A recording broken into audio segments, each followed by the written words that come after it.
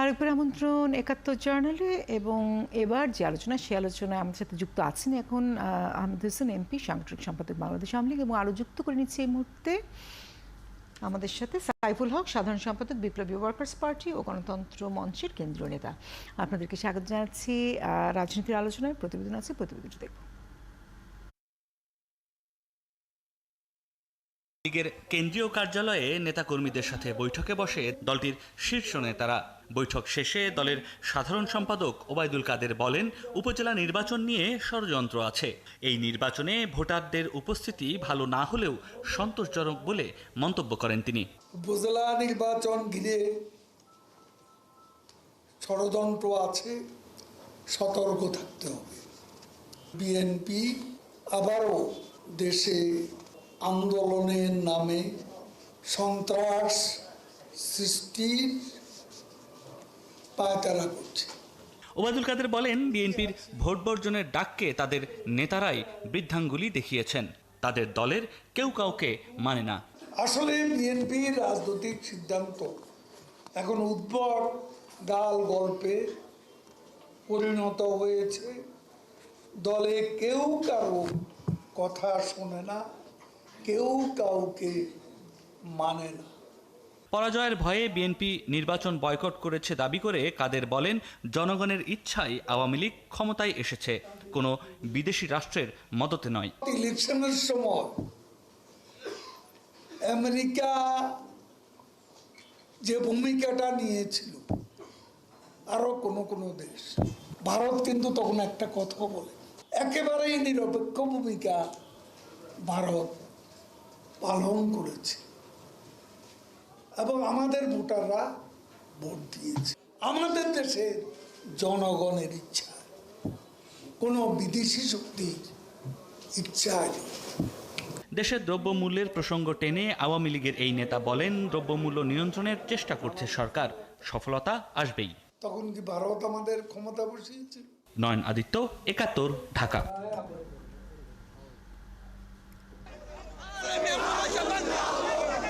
বিশ্ব মা দিবসে দলের চেয়ারপারসনের মুক্তির দাবিতে বিএনপির এই প্রতিবাদী মিছিল।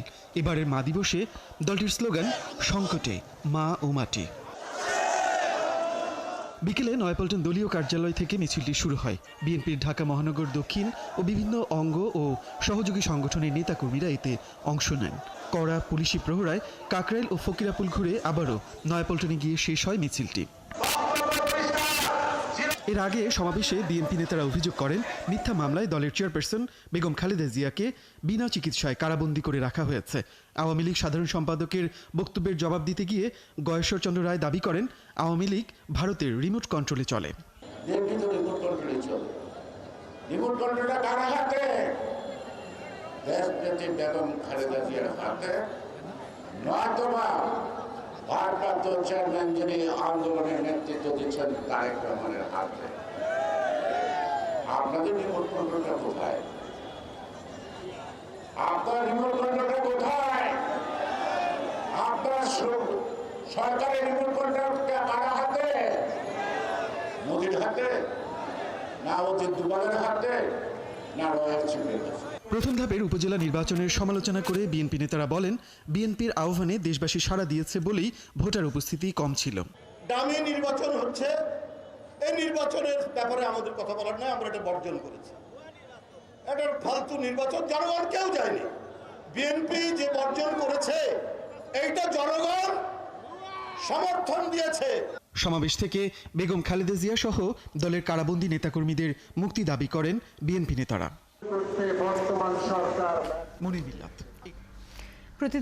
প্রতিবেদন দুটো দেখে নিচ্ছিলাম এবং সেখানে যদি গুরুত্বপূর্ণ জায়গাগুলো চিন্তা করি, বলা হচ্ছে যে বিএনপির সমাবেশ মানেই অগ্নিসন্ত্রাস, বিশৃঙ্খলা, রক্তপাত। কাজে বিএনপির কাছে গোটা রাজধানীকে ছেড়ে দেয়া ঠিক নয়। সে কারণেই বলা হয়েছে যে পাল্টাপাল্টি নয়, জনগণের সুরক্ষার জন্যই আওয়ামী লীগকে মাঠে থাকতে হবে। সেখান থেকে তো প্রশ্ন রাখতেই চাই। অন্যদিকে আবার এও দেখলাম যে বিএনপির পক্ষ থেকে বলা হয়েছে বাংলাদেশ আজ কাঁটাতারে ঝুলছে, গয়েশ্বর রায় বলেছেন। কাজে আলোচনা এখান থেকে শুরু করতে চাই। অন্যদিকে আরেকটি সংবাদ আছে, এটিও যদি সাথে একটু জুড়ে দেই। ঢাকা সফরে আসছেন ডোনাল্ড লু, এবং বিএনপি নেতাদের ভাবনা একটু ভিন্ন। যদিও কূটনৈতিক পাড়া থেকে যেমনটি জানা গেছে, সেখানে শোনা গেছে যে ঢাকা ওয়াশিংটন সম্পর্ক জোরদার এবং ভবিষ্যৎ নিয়ে আলোচনা করবেন এই কূটনৈতিক সফরের মধ্য দিয়ে। অন্যদিকে বিএনপির ধারণা বা বিএনপির নেতাদের মন্তব্য হচ্ছে কি অন্তর্বর্তীকালীন নির্বাচনের চাপ দিতেই ঢাকা সফর করবেন ডোনাল্ড লু। কাজে প্রসঙ্গ কিন্তু অনেকগুলো এবং একটির সাথে আরেকটা সম্পর্কিত বলেই মনে হচ্ছে। শুরুতে সাইফুল হক, আপনার কাছে আসতে চাই। বিএনপির যে ধারণা, বিএনপির যে মন্তব্য এবং আওয়ামী লীগের পক্ষ থেকে বিএনপি তার সমমনা দলদের প্রতি যে মন্তব্য, কি বলবেন? জি, আপনাকে ধন্যবাদ।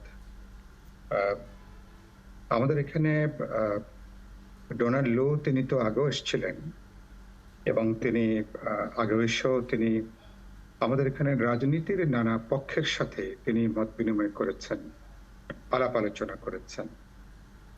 তো এর ভিতরে 7ই জানুয়ারির এই নির্বাচনের পরে যেটা বোঝা গেছে যে মার্কিন যুক্তরাষ্ট্র বাংলাদেশ সম্পর্কে নির্বাচন সংক্রান্ত তাদের যে মৌলিক অবস্থান, সে অবস্থানের বিশেষ কোনো পরিবর্তন হয়েছে এরকম কোনো লক্ষণ নেই। তার অর্থ তারা একটা অংশগ্রহণমূলক, বিশ্বাসযোগ্য এবং তারা একটা গণতান্ত্রিক পরিবেশে তারা একটা নির্বাচন যে দেখতে চান, সেটা 7ই জানুয়ারি নির্বাচনের পরেও নানা বিবৃতি বা তাদের নানা বক্তব্যের মধ্য দিয়েও সেটা পরিষ্কার করে বেরিয়ে আসছে। এখন তারা একটা মধ্যবর্তী নির্বাচনের জন্যে ডোনাল্ড লু আসছেন কিনা বা তিনি সরকারের নানাভাবে চাপ তৈরি করবেন কিনা সেটা আমার জানা নেই।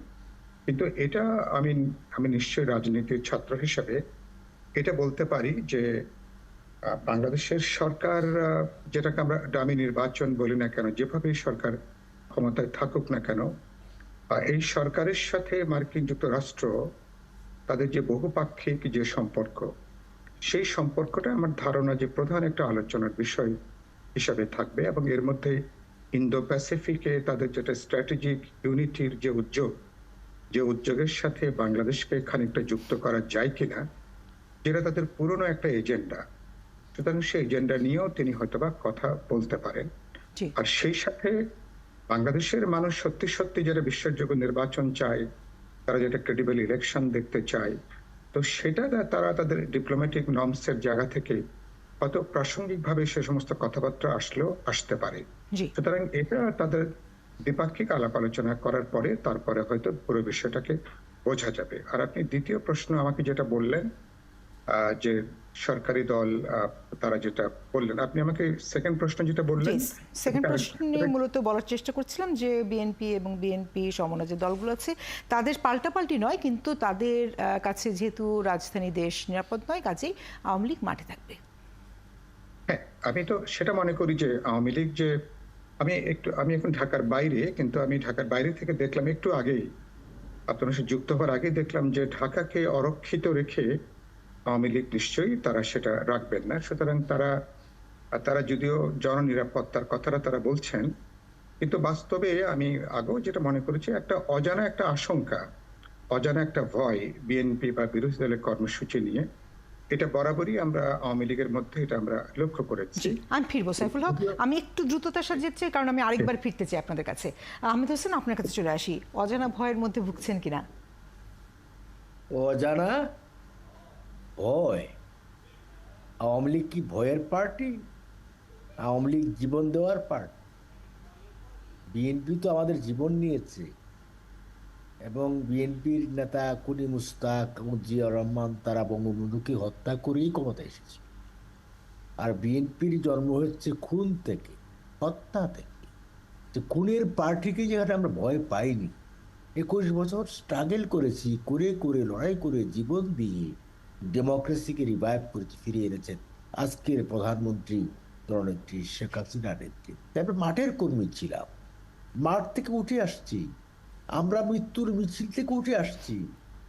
আমরা যখন মিছিলে যেতাম তখন মনে হতো আমরা হয়তো বেঁচে থাকবো না, হয়তো আজকে গুলি খেয়ে মারা যাবো, এরকমই মনে হতো। দোকান দিতাম, টুঙ্গিপাড়ার কবর থেকে যুদ্ধে যাওয়া ডাক এসেছে, বঙ্গবন্ধুর কবর থেকে যুদ্ধে যাওয়া ডাক এসেছে। সেই জিয়াউর রহমানের বিরুদ্ধে লড়াই করলাম, এরশাদ বিরুদ্ধে করলাম, করে শেখ হাসিনার নেতৃত্বে বাংলাদেশে ডেমোক্রেসি ফিরে এসেছে।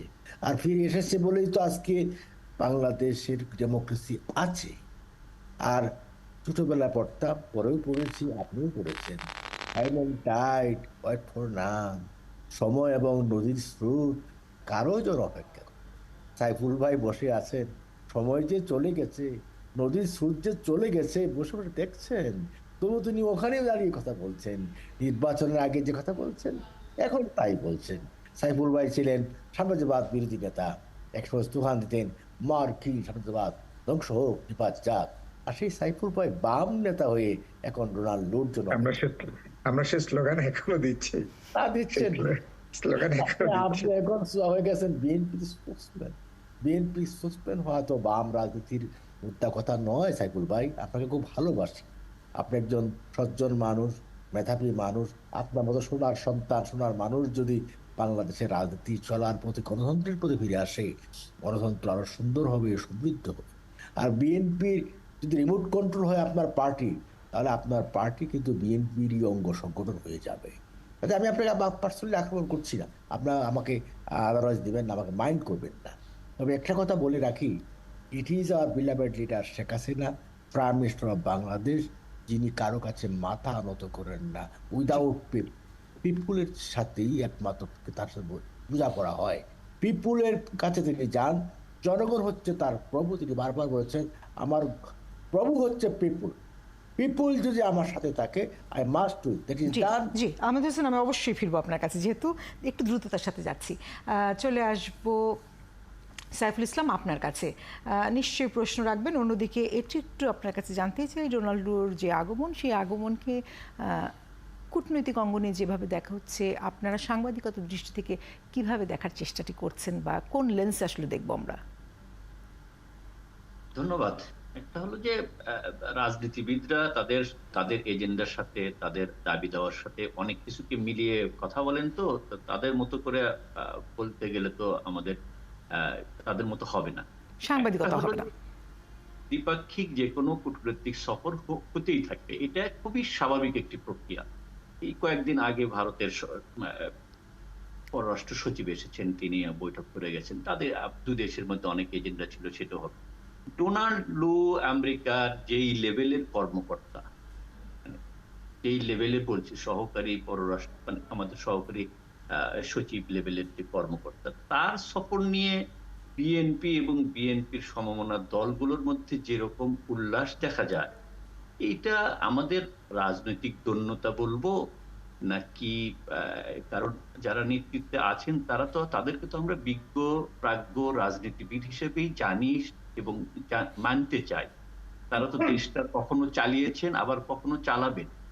তাদের মধ্যে একজন এই সহকারী লেভেলের কর্মকর্তার আগমনকে সরকার ফেলে দিয়ে নতুন নির্বাচনের এজেন্ডার সাথে মিলানোর এই বক্তব্য কিভাবে দেন, এটা বিরাট একটা প্রশ্ন আমার সামনে। ডোনাল্ড লু এর আগেও এসেছেন, আবার আসবেন। তিনি ভারত, শ্রীলঙ্কা সফর করে যাওয়ার সময় ঢাকা হয়ে যাবেন। তাদের এজেন্ডা তো আছেই, সাইফুল হক সাহেব বলেছেন, তাদের এজেন্ডা তো আছে, ইন্দো প্যাসিফিক আছে। তারা তো চাই এই অঞ্চলে তাদের যাতে প্রভাবটা আরো জোরদার হয়। কারণ এখানে আমাদের ভৌগোলিক যে অবস্থান, সেই ভৌগোলিক অবস্থানে চীন এবং ভারত, এই দুটো কাছাকাছি। তাদের সাথে আমেরিকার যে সম্পর্ক, চীনের সঙ্গে যে সম্পর্ক, যে বৈরিতার সম্পর্ক, তারা তো কখনো চাইবে না যে আমি যাকে শত্রু মনে করি সে আমার অন্য একটা জায়গায় এসে প্রভাব বিস্তার করুক। সেটা তাদের কূটনৈতিক প্রচেষ্টা। এই প্রচেষ্টায় বাংলাদেশ কিভাবে তার স্বার্থ রক্ষা করবে, রাজনীতিবিদদের এবং সরকারের কর্মকর্তাদের কাছ থেকে আমরা সেই বক্তব্য প্রত্যাশা করি। আমরা শুনতে চাই যে ডোনাল্ড লু আসুক আর প্রেসিডেন্ট জো বাইডেন আসুক, আমার স্বার্থ, আমার দেশের স্বার্থ, আমার মানুষের স্বার্থ রক্ষা হবে, সেটা করতে হবে। সরকারের প্রতি তারা সেই দাবি জানাবে যে ডোনাল্ড লুর সাথে তোমাদের কোন কোন কর্মকর্তা কথা বলবে, সেখানে যেন অবশ্যই এই ইন্দো প্যাসিফিক বা যেটাই হোক, বাংলাদেশের স্বার্থ যাতে অক্ষুণ্ণ থাকে, তাহলে সরকারও শক্ত হয়, তার সাহস পায়। কিন্তু তারা বলছে না, নির্বাচন হয়েছে ভাই, কয়দিন হয়, জানুয়ারি মাসের 7 তারিখে নির্বাচন হয়েছে, আজকে মে মাস, 4 মাস না যেতেই মধ্যবর্তী নির্বাচন কিভাবে রাজনীতিবিদরা দাবি করে। আর সেই দাবি পূরণের জন্য ডোনাল্ড লু উড়ে আসছেন আমেরিকা থেকে শ্রীলঙ্কা আর ভারত হয়ে আমাদের দেশের মধ্যবর্তী নির্বাচন দেবে। এইগুলো আমাদের রাজনৈতিক দৈন্যতা। আন্দোলন যদি করেন দেশের মানুষের জন্য, স্বার্থের জন্য, তাহলে মানুষ সেখানে আপনাদের সঙ্গে থাকবে, পাশে থাকবে। কিন্তু এমন কথা বললে রাজনীতিবিদরাও মানুষের কাছে খুব হাস্যপাত্র হন। আমরা অনেক তো সেটা ধন্যবাদ। দেখতে চাই। ধন্যবাদ জিয়া রহমান, একবার আপনার কাছে একটু আসতে চাই।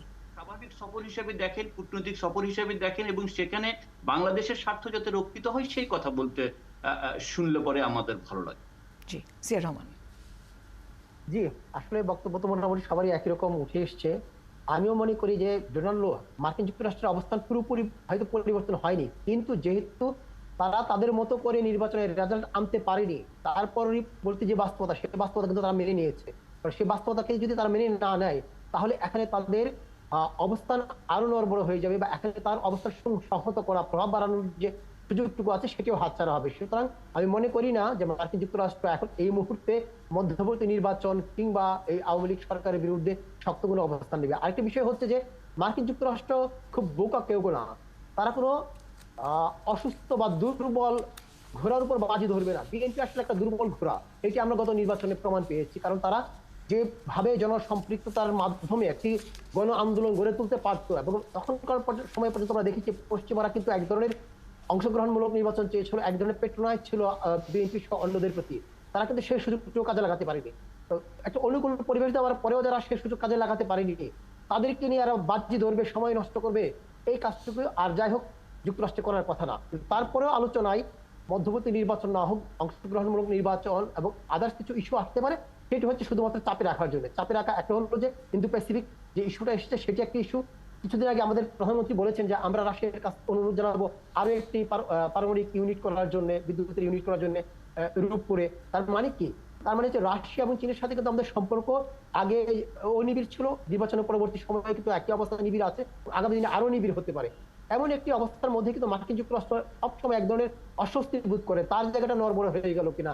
যদি চীন এবং রাশিয়ার অবস্থানটা আরো বেশি শক্ত হয়ে যায়, তাহলে আসলে এই অঞ্চলে তার কর্তৃত্বটা কমে যায়। সেই জায়গায় তারা সবসময় চেষ্টা করবে একদিকে বন্ধুত্ব এবং আরেকদিকে চাপ, দুটোর মাঝামাঝি রেখে কিভাবে তার অবস্থা সংহত করতে পারবে, এবং তার যে সুযোগ সুবিধা, বাণিজ্যিক সুযোগ সুবিধা, আমরা জানি সমুদ্রে কিছু অফশোরে কিছু বিডিং হবে, সেই বিডিং গুলোতে তার কোম্পানিগুলো যাতে একটা ভালো সুবিধা করতে পারে, গ্যাস ক্ষেত্রগুলো বা তেল ক্ষেত্রের জন্য করা, কূপ খনন করা, এবং আদার যেসব তাদের যে স্বার্থ আছে, বাণিজ্যিক স্বার্থ সেগুলো, এবং সামরিক এবং কৌশলগত স্বার্থ আছে, সেই জায়গাগুলো আসলে তারা আমার মনে বেশি গুরুত্ব দিবে, সেটি আমার কাছে মনে হয়। সুতরাং আসলে জি, অনেক ধন্যবাদ। আরেকবার যেহেতু আসতে চাই সাইফুল হক, আপনার কাছে এই প্রশ্ন রাখতে চাই। বিএনপির গয়েশ্বর চন্দ্র রয় বলেছেন যে ফেলানি যেমন কাঁটাতারে ঝুলছিল, আজ বাংলাদেশের স্বাধীনতা সার্বভৌমত্ব কাঁটাতারে ঝুলছে। আপনারাও কি রাজনীতিক হিসেবে এরকম চিন্তা করেন বা মনে করেন? জি, আপনাকে আরেকবার ধন্যবাদ। একটু সংক্ষেপে যাব। না, আমরা বলেছি যে এই কথাটা তো আমরাও নানাভাবে কথাটা ব্যক্ত করেছি। সেটা হচ্ছে এই জায়গা থেকে যে আমরা কিন্তু ভারত বাংলাদেশের সাথে আমাদের যে দ্বিপাক্ষিক সমস্যা, আমরা কিন্তু ভারতের নিরাপত্তা ইস্যু থেকে শুরু করে প্রত্যেকটা প্রায় সমস্যা আমরা কিন্তু সমাধান প্রায় আমরা শেষ করেছি, মানে ভারতের স্বার্থের দিক থেকে। কিন্তু বাংলাদেশের দিক থেকে আমার সীমান্ত হত্যা বলি, আমার তিস্তার পানির বন্টনের ন্যায্য হিস্যা পাওয়ার প্রশ্ন বলি, আমার বাণিজ্যিক ভারসাম্যের যে সংকট বলি, অথবা ভারতে বাংলাদেশ বিরোধী যে ধারাবাহিক যে প্রচারণা, এইসবগুলোর ক্ষেত্রে আমরা কিন্তু বন্ধ করতে পারিনি। এবং আপনি খেয়াল করবেন আমরা কিন্তু প্রায় ট্রানজিট থেকে প্রায় বিনা শর্তেই আমরা কিন্তু ভারতকে ট্রানজিট পর্যন্ত আমরা কিন্তু দিয়ে দিয়েছি। কিন্তু দুর্ভাগ্যজনকভাবে ভারত কিন্তু এ পর্যন্ত একটা সৎ প্রতিবেশীর কোনো পরিচয় এ পর্যন্ত ভারত রাখতে পারেনি।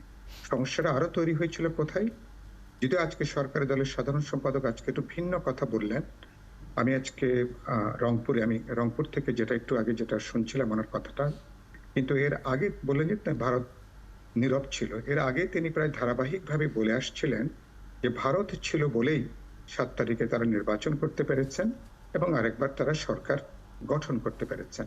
তার মানে বাংলাদেশের জনগণ বা ভোটারদের সমর্থন নয়, ভারতের বহুমাত্রিক সমর্থন সহযোগিতার জন্যই 7 তারিখে পশ্চিমাদের চাপ মোকাবেলা করে তারা এখানে একটা ডামি নির্বাচন তারা করতে পেরেছেন, যেটা বাস্তবে আওয়ামী লীগের উপরে এককভাবে একটা দলের উপরে বাজি ধরতে যে পুরো দেশ এবং জনগণের বিশাল অংশের বিরুদ্ধেই বাস্তবে তারা একটা অবস্থান গ্রহণ করেছে। তার মানে একটা অগণতান্ত্রিক কর্তৃত্ববাদী সরকারের পক্ষে অবস্থান নিতে যে পুরো দেশের বিরুদ্ধেই বাস্তবে আজকে তারা অবস্থান নিয়েছে। সম্ভবত বিএনপির নেতারা এই কথাই তারা বলতে যাচ্ছিলেন। আমরা চাই কি, আমরা কি ভারতের সঙ্গে যুদ্ধ করব? নিশ্চয় আমরা যুদ্ধ চাই না। ভারত আমাদের নিকট প্রতিবেশী, বহুমাত্রিক সম্পর্ক। আমরা সমতা, ন্যায্যতা, সমস্বার্থ অংশীদারিত্বের ভিত্তিতে আমরা দ্বিপাক্ষিক সংকটের সমাধান চাই। একই সাথে ভারত আমাদের অভ্যন্তরীণ রাজনৈতিক বিষয়ে হস্তক্ষেপ যাতে না করে, আমাদের গণতন্ত্র আমাদের জনগণ ঠিক করবে, আমাদের ভবিষ্যৎ আমাদের মানুষ ঠিক করবে। আমি আপনার সঙ্গে একমত।